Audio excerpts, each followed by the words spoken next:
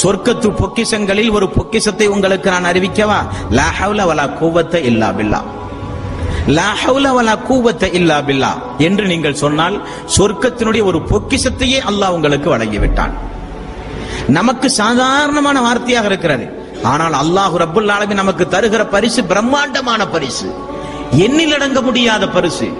எந்த நேரம் அல்லாஹ்வுடைய ரஹ்மத், அல்லாஹ்வுடைய பர்க்கத்திற்குரிய மனிதர்களாகவே நாம் மாறி இந்த உலகத்திலே வாழுவோம். அல்லாஹ்வுடைய கண்காணிப்பு, அல்லாஹ்வுடைய அருள், அல்லாஹ்வுடைய கிருபை நம் மீது இருந்து கொண்டே இருக்கும் என்பா அந்த சொல்களே. ரசூல் ஸல்லல்லாஹு அலைஹி வஸல்லம் அவர்கள் இந்த திக்ரை எதற்கெல்லாம் பயன்படுத்தினார்கள் தெரியுமா? ஃபாத்திமா ரலியல்லாஹு அன்ஹா அவர்கள் ஒரு நாள், அல்லாஹ்வுடைய தூதரே, என் அருமை தந்தையே, வீட்டு வேலைகள் எல்லாம் செய்து எனக்கு கடுமையான கஷ்டம் ஏற்பட்டு விட்டது, கைகால் எல்லாம் வலி ஏற்பட்டு விடுகிறது. போரின் மூலம் கிடைத்த நிறைய அடிமைகள் நமக்கு உண்டு யா ரசூலல்லாஹ். அல்ல என்னுடைய தந்தையே, ஏதாவது ஒரு அடிமையை வீட்டு வேலைக்கு தந்து நீங்கள் உதவலாமே. அலி ரலியல்லாஹு அன்ஹு அவர்களும் ஃபாத்திமா ரலியல்லாஹு அன்ஹா அவர்களும் ரசூல் ஸல்லல்லாஹு அலைஹி வஸல்லம் இடத்திலே வந்து முறையிட்டார்கள். தாய்மார்கள் நினைவு கூற வேண்டிய சம்பவம். வீட்டிலே வேலைப்பளு அதிகமானால் எந்த பிரச்சனைக்கு யாரும் போக வேண்டிய அவசியமே இல்லை.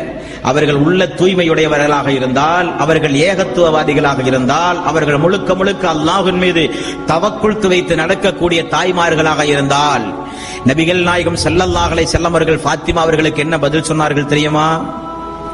மகளே, அடிமையை உமக்கு தந்து நான் உபகாரம் செய்வதை காட்டிலும் உன்னுடைய மனதிற்கு திடகாத்திரமான ஒரு காரியத்தை கற்றுத்தரவா? சுபஹானல்லாஹ் 33 முறை, அல்ஹம்துலில்லாஹ் 33 முறை, அல்லாஹு அக்பர் 34 முறை. இப்படி நீங்கள் சொன்னால் உங்களுக்கு நான் அடிமையை தருவதை, அடிமையை நான் தந்து உதவுவதை காட்டிலும் சிறந்தது என்று நபிகள் நாயகம் ஸல்லல்லாஹு அலைஹி வஸல்லம் அவர்கள் சொன்னார்கள். வார்த்தையினுடைய கனப்பரிமாணத்தை புரிந்த ஃபாத்திமா ரலியல்லாஹு அன்ஹா அவர்கள் அந்த வார்த்தையை தன்னுடைய வாழ்வில் அடிக்கடி சொல்லிக் கொண்டே இருந்தார்களாம். சிரமம் ஏற்படும் பொழுது, கஷ்டம் ஏற்படும் பொழுது. இப்படிப்பட்ட திக்ர்கள் உங்களுக்கு கேட்க சாதாரணமாக இருக்கும். யூனுஸ் அலைஹி ஸலாத்து வஸ்ஸலாம் அவர்களை அல்லாஹ் ரப்புல் ஆலமீன் மீன் வயிற்றில் சிறை வைத்தான். தெரியுமா உங்களுக்கெல்லாம்? ஒரு தூதரை அல்லாஹ் மீன் வயிற்றில் கொண்டு போய் சிறை வைத்தான். எதற்காக? அல்லாஹ்விடத்திலே சிறிது கோபித்துக் கொண்டார்.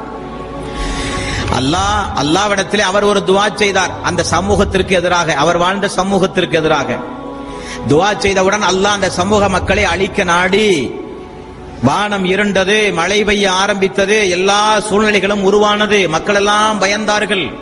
யா அல்லாஹ், யூனுஸுடைய வார்த்தையை கட்டுப்பட்டோம், அஷ்ஹது அல்லா இலாஹ இல்லல்லாஹ் என்று எல்லோரும் ஈமான் கொண்டார்கள். யூனுஸ் அலைஹி ஸலாத்து வஸ்ஸலாம் நாம் பிரார்த்தித்த அந்த சமூக மக்கள் எல்லாம் அழிந்து போயிருப்பார்கள் என்று சிறிது காலம் பொறுத்து அந்த ஊருக்கு வந்தால் மக்கள் செழிப்போடு இருக்கிறார்கள். யூனுஸ் நபிக்கு ஒரு கோபம். நாம் அல்லாஹ்வுடைய தூதர், நாம் கேட்ட பிரார்த்தனை அல்லாஹ் நிராகரித்து அன்றைக்கு தான் இஸ்லாத்தை தழுவி இருக்கிறார்கள், இவர்களுடைய பிரார்த்தனை அல்லாஹ் ஏற்றுக்கொண்டான ஒரு கோபம். அல்லாஹ் என்ன செய்தான்? எல்லா நபிமார்களுக்கும் ஒரு பாடமாக தன்னுடைய வல்லமையை நிரூபிக்க யூனுஸ் அலைஹி ஸலாத்து வஸ்ஸலாம் அவர்களை மீன் வயிற்றில் அல்லாஹ் சிறை வைத்தான். எப்படி அதிலிருந்து அவர் வெளியேன்றார்? எப்படி அவர் அதிலிருந்து வெளியேன்றார்? லா இலாஹ இல்லா அன்த சுப்ஹானக இன்னி குன்து மினல் ஸாலிமீன், லா இலாஹ இல்லா அன்த சுப்ஹானக இன்னி குன்து மினல் ஸாலிமீன், லா இலாஹ இல்லா அன்த சுப்ஹானக இன்னி குன்து மினல் ஸாலிமீன். இதைவே திரும்ப திரும்ப சொன்னதால தான் அல்லாஹ் ரப்புல் ஆலமீன் விட்டான். அந்த அளவுக்கு மகத்துவமான திக்ர்கள் அன்பார்ந்த சகோதரர்களே. அல்லாஹ்வுடைய தூதர் நபிகள் நாயகம் ஸல்லல்லாஹு அலைஹி வஸல்லம் அவர்கள் சொன்னார்கள், பிரசவ வேதனையில் இருக்கிற பெண்கள் லா இலாஹ இல்லா அன்த சுப்ஹானக இன்னி குன்து மினல் ஸாலிமீன் என்று சொன்னால் அதிலிருந்து அவர்கள் மீட்சி பெறலாம், அந்த வேதனை அவர்களுக்கு குறைவலாம். ரசூல் ஸல்லல்லாஹு அலைஹி வஸல்லம் அவர்கள் சொன்னார்கள், உங்களுக்கு கஷ்டங்கள் துன்பங்கள் ஏதாவது வரும் பொழுது லா இலாஹ இல்லா அன்த சுப்ஹானக இன்னி குன்து மினல் ஸாலிமீன் என்று சொல்லி அல்லாஹ்விடத்திலே நீங்கள் பிரார்த்தனை செய்தால் அல்லாஹ் உடனடியாக அந்த துஆவை அங்கீகரிப்பான் என்று ரசூல் ஸல்லல்லாஹு அலைஹி வஸல்லம் அவர்கள் சொன்னார்கள்.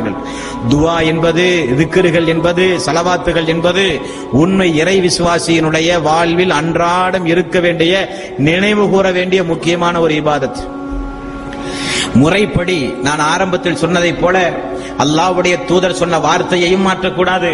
அல்லாஹ்வுடைய தூதர் எங்கெல்லாம் எண்ணிக்கையை குறித்து சொன்னாரோ அந்த எண்ணிக்கையை மீறவும் கூடாது. சொன்ன அடிப்படையில் செய்வதுதான் நமக்கு கடமை.